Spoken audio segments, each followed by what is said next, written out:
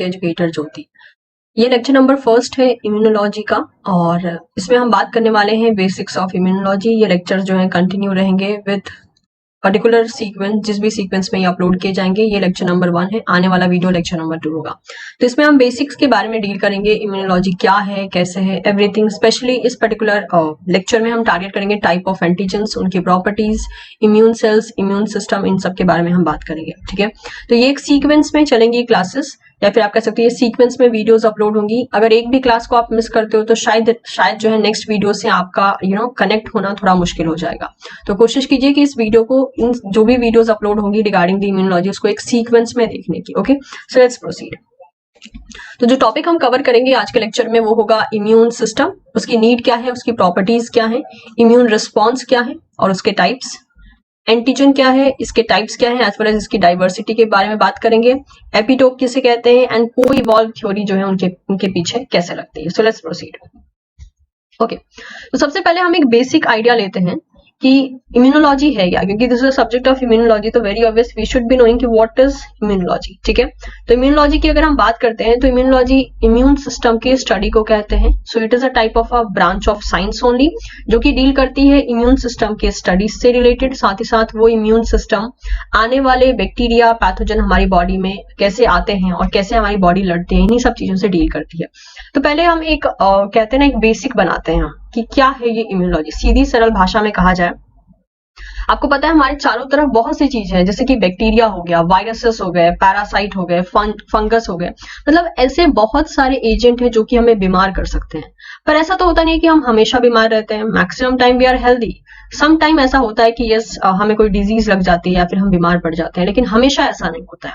तो इन सबसे हमें बचा कौन रहा है, कौन हमारी जो है हेल्प कर रहा है कि हम इन सारे के सारे पैथोजेनिक ऑर्गेनिज्म जो कि बीमारी कॉज कर सकते हैं, उनसे हमें बचाने का काम कौन कर रहा है। तो हमारी बॉडी में ही एक सिस्टम पाया जाता है जिसे हम कहते हैं इम्यून सिस्टम, जिसे हम डिफेंस सिस्टम भी कहते हैं। हमारा वो सिस्टम लगातार काम कर रहा होता है और हमारी बॉडी में कोई भी ऐसा पैथोजन जो कि हमारी बॉडी को लगे कि यस वो खतरा क्रिएट करने वाला है हमारे लिए, तो वो हमारी बॉडी से उसको निकाल देता है बाहर। एंड दैट इज वाई हम मैक्सिमम टाइम जो है हेल्दी रहते हैं।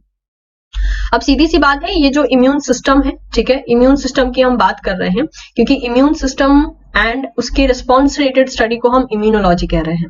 तो देखने वाली बात है कि इसको ये जो इम्यून सिस्टम है वो किसी ना किसी तरीके से इवॉल्व हुआ है। इवॉल्व यानी वक्त के साथ साथ जितने बदलाव की जरूरत होती है इम्यून सिस्टम के अंदर, इम्यून सिस्टम अपने अंदर भी वैसे ही बदलाव करता रहता है क्योंकि टाइम की डिमांड वैसी ही है। तो मल्टीसेलर ऑर्गेनिज्म में अगर आप देखते हो तो बहुत से ऐसे प्रोटेक्शन मैकेनिज्म है जिससे कि इम्यून सिस्टम ने इवॉल्व कर लिया है, यानी न्यूली गेन कर लिया है, क्योंकि वो हमारी बॉडी की नीड है। अगर वो गेन ना करे तो वो हमें प्रोटेक्ट नहीं कर पाएगा। तो इम्यून सिस्टम इस ढंग से इवॉल्व हुआ है कि वो हमें बचा सकता है, यानी it can protect us from the foreign antigen या फॉरेन पैथोजेंस आप कह सकते हो। ठीक है, एक जो फुली फंक्शनल इम्यून सिस्टम होता है वो हमें देखने को ये मिलता है कि एक फुली इम्यून सिस्टम में आपको बहुत से ऑर्गन्स देखने को मिल जाएंगे, ठीक है, जो कि साथ में काम कर रहे हैं। मॉलिक्यूल्स देखने को मिलेंगे, सेल्स देखने को मिलेंगे, पाथवेज देखने को मिलेंगे, जो कि आपस में कनेक्टेड रह सकते हैं, बॉडी में सर्कुलेट कर सकते हैं और हमें जितने भी पैथोजन अगर एंटर करते हैं बॉडी में तो उनसे हमें प्रोटेक्शन प्रोवाइड कर सकते हैं। ठीक है, तो एक छोटा सा आर्टिकल फॉर्म में मैंने लिखा है, N immune system protect us from the attack of microbes and worms. It uses the specialized organ designed to filter out and respond to the microbes entering the body's tissue and a mobile force of molecules and the cell in the bloodstream to respond rapidly to the attack. The system can fail, giving rise to the immunodeficiency or overreact against the foreign microbes, giving rise to the tissue damage, that is the immunopathology. It has a complex and sophisticated mechanism to regulate it. यानी अगर in general हम gist के बारे में बात करते हैं तो इम्यूनोलॉजी हम इम्यून सिस्टम से रिलेटेड जितना भी हम स्टडी करते हैं उसके लिए हम यूज करते हैं वर्ड। साथ ही साथ इम्यून सिस्टम क्या है, जैसे हमारी बॉडी में डाइजेस्टिव सिस्टम है, ठीक है, एक्सक्रीटरी सिस्टम है, रेस्पिरेटरी सिस्टम है, तो उन सिस्टम का अपना अपना काम है। डाइजेस्टिव सिस्टम फूड के डाइजेशन से डील करता है, इसके अलावा रेस्पिरेटरी सिस्टम रेस्पिरेशन से डील करता है, एक्सक्रीटरी सिस्टम जो भी एक्सक्रीट किया जाता है बॉडी से उन सब से डील करता है। इन सिमिलर वे ओनली हमारी बॉडी में इम्यून सिस्टम भी है जो कि हमें इम्यूनिटी देता है, जो हमें डिफेंस करता है, जो हमारा प्रोटेक्शन करता है फ्रॉम दी पैथोजन, यानी जो भी ऐसे डिजीज कॉजिंग यानी बीमारी फैलाने वाले पैथोजन हैं उन सब से हमें बचाने का काम करता है। तो ये एक बेसिक आइडिया हो गया what is immunology, what is immune system. अब जैसे कि कहा हमने what is the need of that, need क्यों है, क्यों हमें इम्यून सिस्टम की जरूरत है, क्योंकि ऐसे बहुत से चीजें हैं, ऐसे बहुत से फैक्टर्स हैं जो हमारे चारों तरफ अवेलेबल है, चाहे उसमें हेलमेंथिस चले आए, ठीक है, प्रोटोजोआ, फंजाई, बैक्टीरिया, वायरसेस। अभी जो नाम आप देख रहे हैं इतने शरीफ ऑर्गेनिज्म तो है नहीं कि इनको मौका मिलेगा हमारी बॉडी में एंटर करेंगे और हमें बीमार नहीं करेंगे। तो इनको जब भी मौका मिलता है they use to enter in our body, लेकिन यस हमेशा हम बीमार नहीं पड़ते हैं, क्योंकि हमारी बॉडी में जो इम्यून सिस्टम है वो एक्चुअल में इनसे लड़ रहा होता है, इनसे हमें प्रोटेक्शन दे रहा होता है, and that is why we are healthy, ठीक है। और वही इम्यून सिस्टम जब फेल हो जाता है, काम नहीं कर पाता है, तब हम बहुत सी बीमारियों से या बहुत से डिजीज से सफर होना शुरू कर देते हैं। एक मैं आपके सामने टेबल रखती हूँ, जैसे कि आप देख सकते हैं कुछ ह्यूमन पैथोजन की बात करते हैं जो हमारी बॉडी में बीमारियां फैला सकते हैं। वायरसेस, वेरी ऑब्वियस, वायरस के बारे में तो बताने की जरूरत नहीं है, वायरस ने तो मतलब क्या ही कारनामा कर रखा है, ये तो सभी लोग जानते हैं, ठीक है। तो वायरस की बात करते हैं तो बहुत कुछ एग्जाम्पल हो गया, जैसे कि हो गया पोलियो वायरस, ओके, जो कि पोलियो फैलाता है। इसके अलावा हो गया वायरोला वायरस जो कि स्मॉल पॉक्स के लिए रिस्पॉन्सिबल है। सिमिलरली HIV हो गया जो कि एड्स फैलाता है। रूबेला वायरस हो गया, मीजल्स के लिए रिस्पॉन्सिबल है। फंजाई की बात करते हैं तो फंजाई भी क्या है, एक टाइप का पैथोजन है, ठीक है। फंजाई में एग्जांपल भी है यहाँ पे, जैसे कि हो गया कैंडिडा एल्बिकेंस जो कि कैंडिडियासिस कॉज करता है। टीनिया कॉर्पस जो कि रिंगवॉर्म कॉज करता है। इसके अलावा है क्रिप्टोकोकस जो कि क्रिप्टोकोकल मेनिंजाइटिस कॉज करता है। ये सारे डिजीज कंडीशन हो गए जो कि हमें काफी बीमार करने के लिए जो है रिस्पॉन्सिबल होते हैं।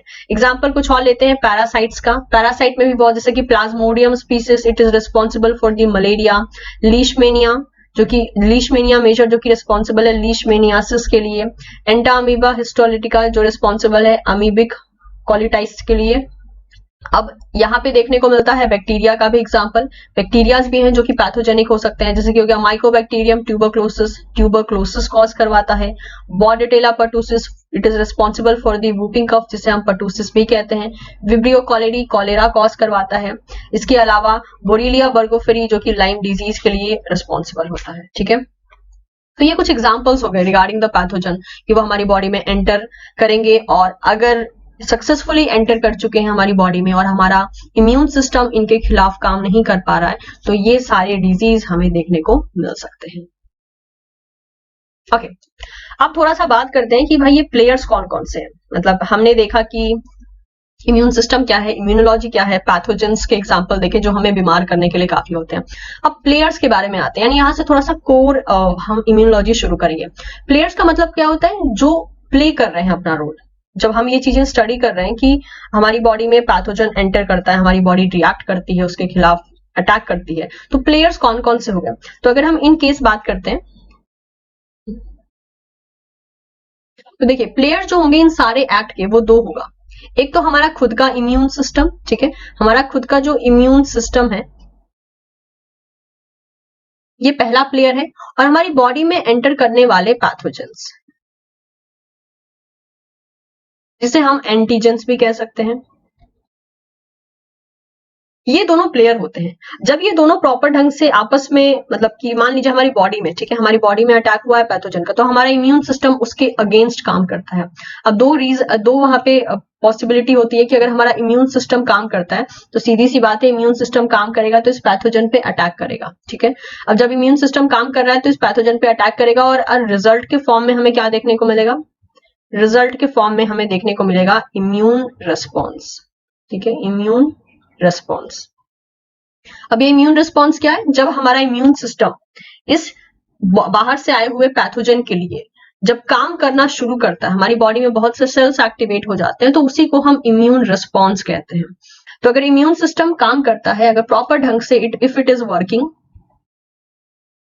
तो वो पैथोजन पे अटैक करेगा और as a result immune response create होता है। और इन्हीं दोनों का आपस में जो भी प्ले चल रहा होता है वही, इसीलिए हमने जो है इनको प्लेयर्स कहा है, क्योंकि एक जब काम करता है, एक अटैक करता है, तो दूसरा उसके खिलाफ काउंटर अटैक करता है। इस ढंग से चीजें चल रही होती हैं। अब यहाँ पे देखने वाली बात आती है कि ठीक है, हमने इम्यून सिस्टम कह लिया। अब इम्यून सिस्टम में बहुत से टाइप्स चले आते हैं। अगर देखा जाए तो इम्यून सिस्टम किन किन चीजों से मिलकर बना है, अगर हम यहाँ पे एक छोटा सा कैटेगराइजेशन करना चाहिए कि इम्यून सिस्टम में बहुत से सेल्स चले आते हैं, सेल्स से मिलकर बना है, कुछ प्रोटीन्स चली आती हैं,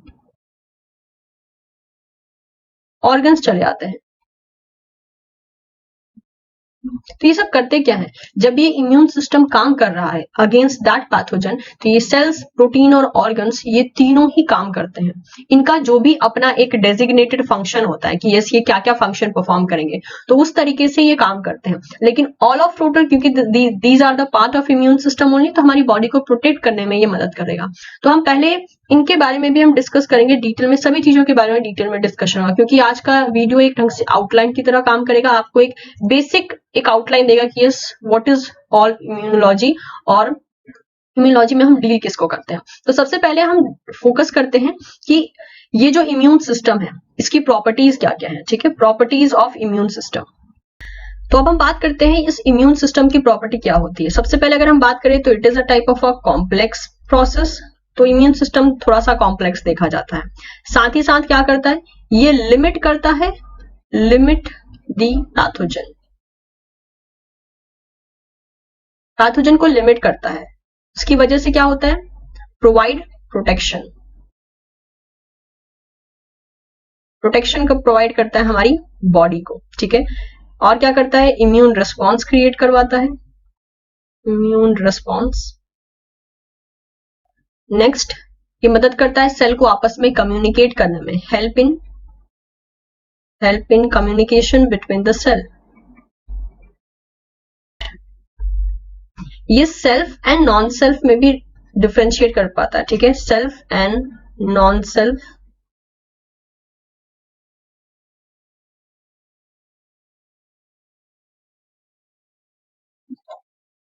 सेल्फ एंड नॉन सेल्फ में भी डिस्टिंग्विश कर पाता है। अब ये सेल्फ एंड नॉन सेल्फ क्या होता है, ये सेल्फ एंड नॉन सेल्फ हम किसके लिए वर्ड यूज कर रहे हैं, एंटीजन के लिए। एंटीजन बोल सकते हो आप इसको, सेल बोल सकते हो, यानी self and non self recognition आता है। सेल्फ क्या होते हैं, सेल्फ होते हैं जो हमारी बॉडी में ही प्रोड्यूस हो रहे हैं। लेकिन फिलहाल के लिए ये थी कुछ property regarding the immune system की, ये करते क्या है, हमारी बॉडी को वो इस तरीके से प्रोटेक्ट करते हैं। नाउ लेट्स सी कि ये एंटीजन क्या है। ठीक है, एंटीजन की बात करते हैं। तो एंटीजन क्या होते हैं, so antigen that can generate immune response, ऐसे फैक्टर्स या ऐसे एजेंट जो कि इम्यून रिस्पॉन्स को जनरेट करवा सकते हैं, यानी हमारे इम्यून सिस्टम को एक्टिवेट करके उसको रिस्पॉन्ड करवा सकते हैं, ऐसे सब्सटेंस को हम एंटीजन कहते हैं। एंटीजन के लिए हम एक और भी वर्ड इस्तेमाल करते हैं, इम्यूनोजन। ठीक है, लेकिन दोनों में डिफरेंस है थोड़ा बहुत। मतलब कि हम एंटीजन और इम्यूनोजन को लगातार मतलब कि एक जैसा इस्तेमाल नहीं कर सकते, दोनों में कुछ डिफरेंस आते हैं, उस बारे में भी हम बात करेंगे। तो देखिए, इम्यूनोजन कौन से होते हैं, immunogen molecule that is capable of eliciting the immune response, यानी इम्यूनोजन एक ऐसे फैक्टर्स या ऐसे सब्सटेंस होते हैं जो कि इम्यून रिस्पॉन्स क्रिएट करवाते हैं। अगर वो क्रिएट करवाते हैं इसीलिए वो इम्यूनोजेंस कहलाते हैं। तो हम अगर इस बेसिस पे कहना चाहें, जैसे कि मान लेते हैं हम कहते हैं इसको एंटीजन, ध्यान से समझिएगा, सारी बातें समझ में आ जाएंगी, ध्यान से बस सुनते रहिए जो भी बातें मैं कह रही हूँ। देखिए, एंटीजन क्या होता है, एंटीजन कोई भी ऐसा फैक्टर जो कि हमारी बॉडी को चैलेंज कर सकता है। ठीक है, हमारी इम्यून सिस्टम को चैलेंज कर सकता है। अब ये एंटीजन हमारी बॉडी के अंदर भी प्रोड्यूस हो सकता है, जैसे कि कोई भी प्रोटीन जो कि प्रॉपर ढंग से काम नहीं कर रहा है, या फिर बाहर से एंटर किया हुआ बैक्टीरिया, पैथोजन, फंजाई, ये सब एंटीजन का कुछ एग्जाम्पल हो जाते हैं। अब ये एंटीजन मान लीजिए बॉडी में एंटर किया या बॉडी के अंदर प्रेजेंट है, दोनों में से कोई भी कंडीशन ले लीजिए, लेकिन अगर ये इम्यून रिस्पॉन्स क्रिएट करवा देता है, इम्यून रिस्पॉन्स के लिए मैं यहाँ पे IR लिख रही हूं, अगर ये हमारी बॉडी में इम्यून रिस्पॉन्स क्रिएट करवा देता है तो इसी एंटीजन को हम इम्यूनोजेन कहेंगे। Okay, because it is causing the immunogenicity. Fine, तो हम इसको इम्यूनोजेन कहेंगे। और अगर यही antigen successfully immune response create नहीं करवाता है हमारी बॉडी में, तो हम इसको खाली एंटीजन कहेंगे, antigen, but not immunogen, but not immunogen. क्योंकि इम्यूनोजेन ऐसे फैक्टर होते हैं जो कि कैपेबल होते हैं इम्यून रिस्पॉन्स को क्रिएट करवाने में।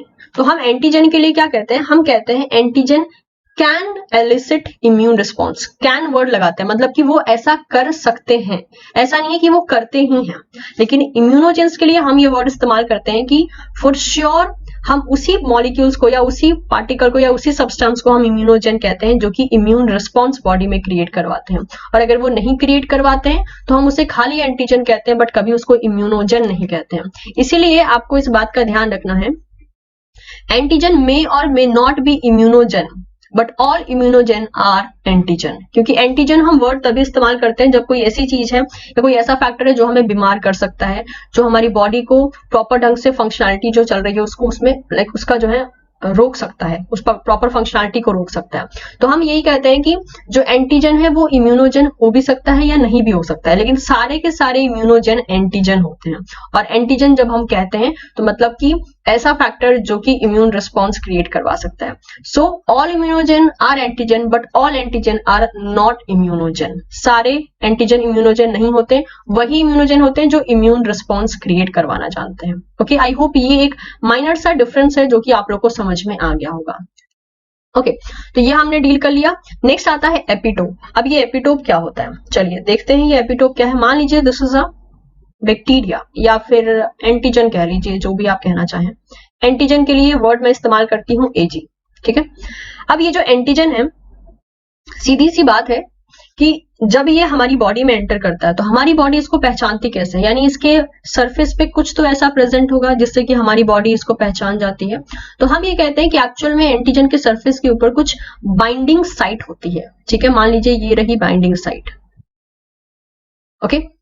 तो इसी बाइंडिंग साइट को जिससे आकर हमारी बॉडी के या फिर हमारे इम्यून सिस्टम के इम्यून सेल्स आके जब इससे बाइंड करते हैं तो इसी बाइंडिंग साइट को हम एपिटोप कहते हैं, एपिटोप, ठीक है। हम इसको एक और भी नाम देते हैं, that is antigenic determinant, antigen, antigenic determinant.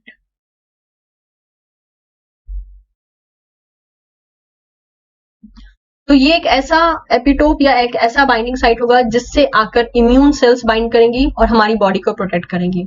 अब बात आती है कि एक एंटीजन के सरफेस के ऊपर क्या एक ही एपिटोप होता है और क्या एक ही टाइप का एपिटोप होता है, तो answer is no. Multiple type के एपिटोप हो सकते हैं, कुछ ऐसा हो सकता है, ठीक है, कुछ आपको ऐसा देखने को मिल सकता है, ठीक है, कुछ आपको ऐसा देखने को मिलेगा, कुछ आपको ऐसा भी देखने को मिल जाएगा। अलग अलग शेप में आपको, मतलब कि अलग अलग शेप बनाने का मतलब हो गया कि अलग अलग टाइप के, ठीक है। ये सारे के सारे जो हैं एपिटोप हो गए। और आज बिकॉज इनके पास मल्टीपल टाइप या फिर डिफरेंट टाइप ऑफ एपिटोप है, तो हम इससे जो है इस पर्टिकुलर एंटीजन को हम एक और भी नाम दे सकते हैं, दैट इज मल्टीवैलेंट एंटीजन, मल्टीवैलेंट एंटीजन। ऐसा क्यों कहते हैं, क्योंकि इसके पास बहुत सी वैलेंसी है। वैलेंसी का मतलब है कितने नंबर ऑफ एपिटोप इसके पास प्रेजेंट है। तो that is what mention, the epitope is a immunologically active region of an immunogen or antigen that bind to the antigenic specific membrane receptor or lymphocyte or antibody। और ये जो आपको बताया मैंने epitope, इनके पास स्पेसिफिसिटी होती है कि हमारी बॉडी के इम्यून सेल्स के साथ बाइंड हो जाएंगे। यानी सीधी सी बात कहें तो इनके पास बहुत से ऐसे तरीके हैं जिससे कि हमारी बॉडी को ये अटैक कर सकते हैं, लेकिन साथ ही साथ इनके बॉडी सरफेस पे कुछ ऐसी भी चीजें हैं जिसको हमारी बॉडी के सेल्स पहचान के उसके साथ अपना बाइंडिंग करवा लेते हैं, ताकि उनको जो है बॉडी से हटाया जा सके। क्योंकि जब तक एंटीजन के साथ हमारी बॉडी के सेल्स बाइंड नहीं करेंगे, उनको हमारी बॉडी से हटाएंगे कैसे, हमारे सेल्स इन एंटीजन्स को बॉडी से हटाएंगे कैसे। इसलिए इनके सरफेस के ऊपर कुछ ऐसे बाइंडिंग साइट पाए जाते हैं जिसको कि हम एपिटोप या फिर एंटीजेनिक डिटर्मिनेंट कह सकते हैं। अब हम जरा सा एंटीजन के बारे में थोड़ा सा डिटेल में डिस्कस कर लेते हैं, ठीक है। तो सबसे पहले अगर हम नेचर के बेसिस पे, इसको डिवाइड करने का बहुत सारा तरीका है, मैं सारा डिवीजन तरीका आपको बताऊंगी। सबसे पहले हम बात करते हैं कि नेचर के बेसिस पे अगर हम डिवाइड करना चाहें, on the basis of nature of antigen, nature के बेसिस पे डिवाइड करना चाहें तो जो एंटीजन है ये प्रोटीन हो सकता है, ये पॉलीसैकेराइड हो सकता है, ये न्यूक्लिक एसिड भी हो सकता है,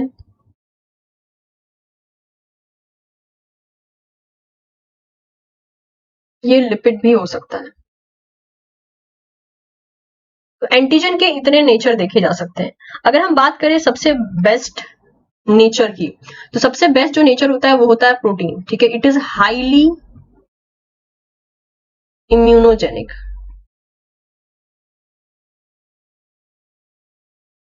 मतलब कि हमारे हमारा जो इम्यून सिस्टम है उसमें इम्यून रिस्पॉन्स क्रिएट करवा सकता है।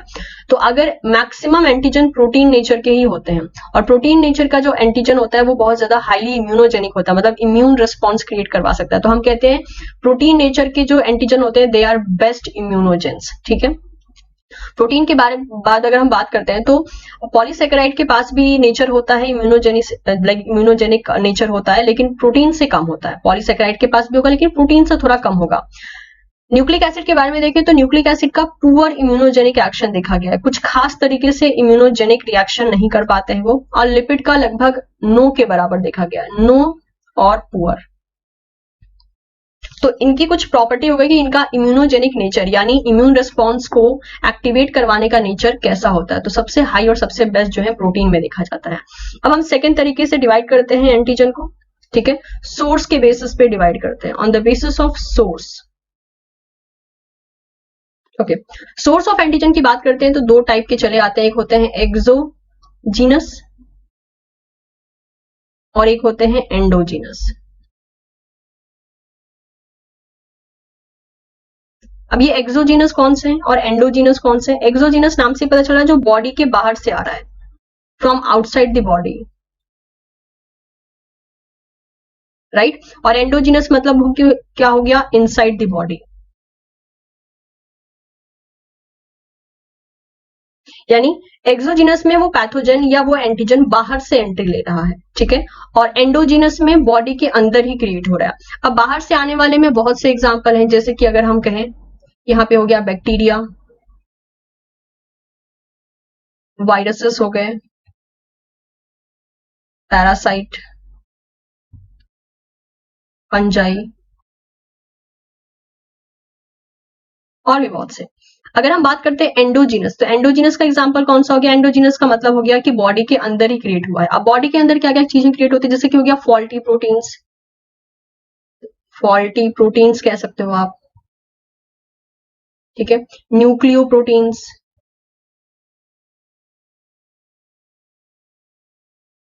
इसके अलावा इन्फेक्टेड सेल्स जो होते हैं, हमारी बॉडी के ही सेल जो कि इन्फेक्ट हो चुके हैं, जो कि ऑलमोस्ट अपना नॉर्मल फंक्शनिंग खो चुके हैं, वो इन्फेक्टेड सेल्स भी एंडोजीनस एंटीजन का काम करते हैं, इन्फेक्टेड सेल्स। इसके अलावा कैंसर सेल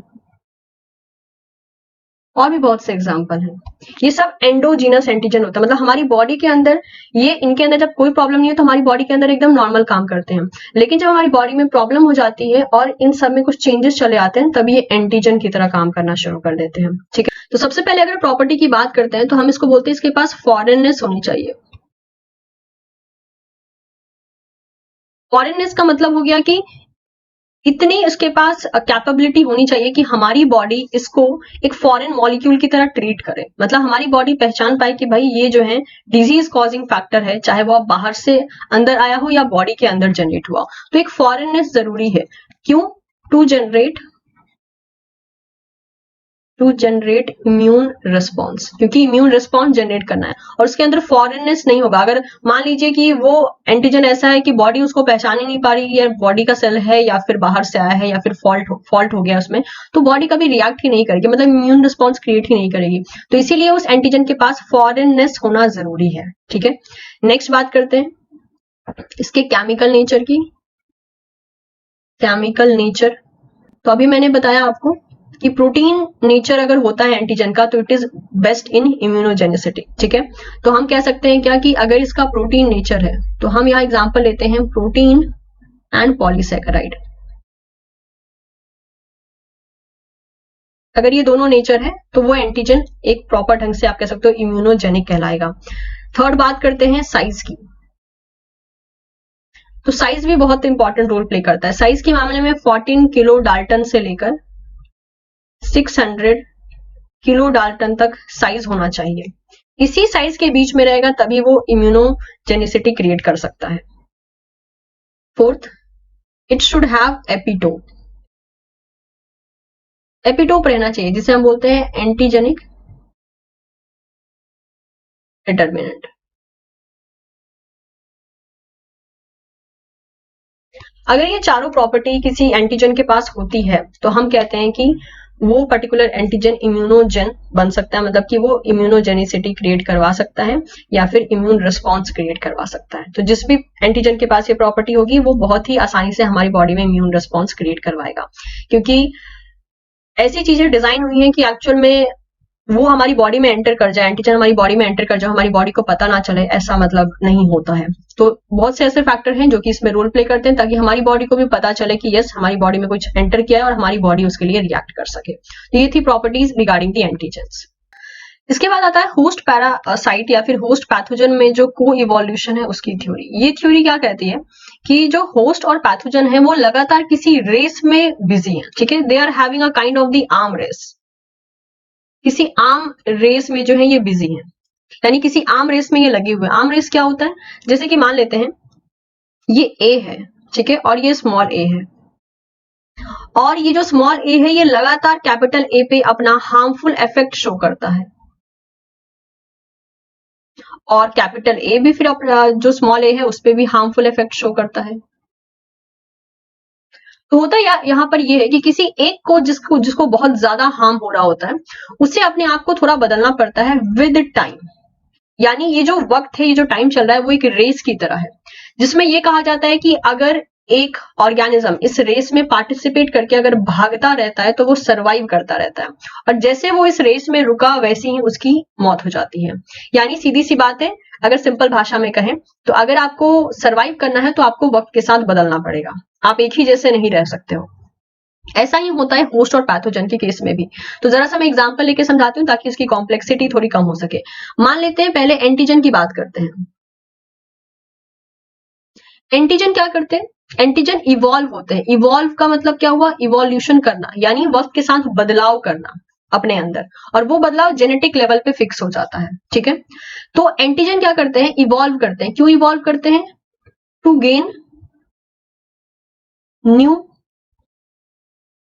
स्ट्रक्चर और properties to affect their host.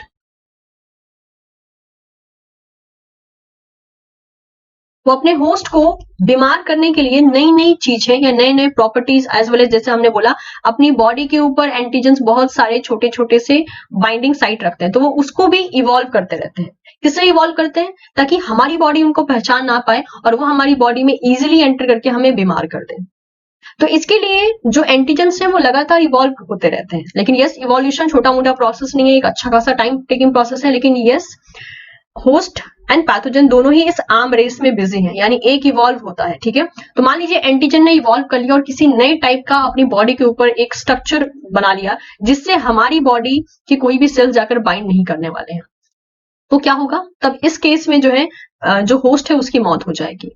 लेकिन क्या ऐसा होता है, आंसर इज नो। तभी तो लिखा है को इवॉल्व। को इवॉल्व का मतलब क्या होता है, साथ में इवॉल्व होना। जैसे कि अगर ये इवॉल्व होता है तो इसके साथ ये भी इवॉल्व होगा। तो जैसे मैंने कहा पहली बार इवॉल्व किसने किया, एंटीजन ने पहली बार इवॉल्व कर लिया, यानी खुद को बदल लिया और कुछ नए टाइप के चेंजेस लेकर चला आया ताकि कोई और उसके ऊपर इफेक्ट, मतलब कि जब इम्यून सेल्स आकर उस पर अटैक करे तो कोई उसको पहचान ना पाए, ठीक है। अब हमारी बॉडी क्या करेगी, होस्ट की बॉडी क्या करेगी, होस्ट बॉडी भी जैसा ऊपर में इवोल्यूशन हुआ है उसी के लिए काउंटर इवोल्यूशन करेगी। काउंटर इवोल्यूशन, काउंटर इवोल्यूशन का मतलब, अब होस्ट की बॉडी जेनेटिक लेवल पे कुछ ऐसे फैक्टर्स को कोड करेगी जो कि उस न्यू स्ट्रक्चर को यहां जो बना है या फिर उस न्यू प्रॉपर्टी को पहचान सके, ठीक है। सो जेनेटिक लेवल पे कोडिंग करेगी टू आइडेंटिफाई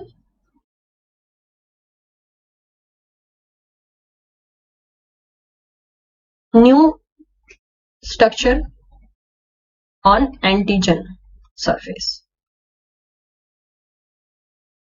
और ये हमेशा चलता रहेगा कि अगर एंटीजन को थोड़ा चालाकी दिखानी है तो वो बार बार खुद को इवॉल्व करेगा with the duration of time, और हमारी बॉडी भी अगर खुद को प्रोटेक्ट करना चाहती है तो वो टाइम टू टाइम उसके खिलाफ काउंटर इवॉल्व करेगी, और इसी को कहते हैं आर्म रेस। यानी ये रहा पहला अटेम्प्ट इनका, शायद उसके बाद फिर से एंटीजन खुद को थोड़ा बदलेगा और उसी के खिलाफ, उसी के अकॉर्डिंग जो है होस्ट की बॉडी भी बदलेगी खुद को। तो ये जो साथ साथ में बदल रहे हैं, एक को देख के दूसरा बदल रहा है, यानी एक साथ बदल रहे हैं, मतलब कि हम इसको कहते हैं को इवॉल्व होना। तो होस्ट पैथोजन कह लीजिए या फिर हमारा इम्यून सिस्टम एंड एंटीजन की बात कर लीजिए, सभी को इवॉल्व होते हैं, ठीक है। और यही जो है को इवोल्यूशन की थ्योरी है कि एंटीजन या फिर होस्ट बॉडी कह लीजिए या फिर हमारा इम्यून सिस्टम कह लीजिए,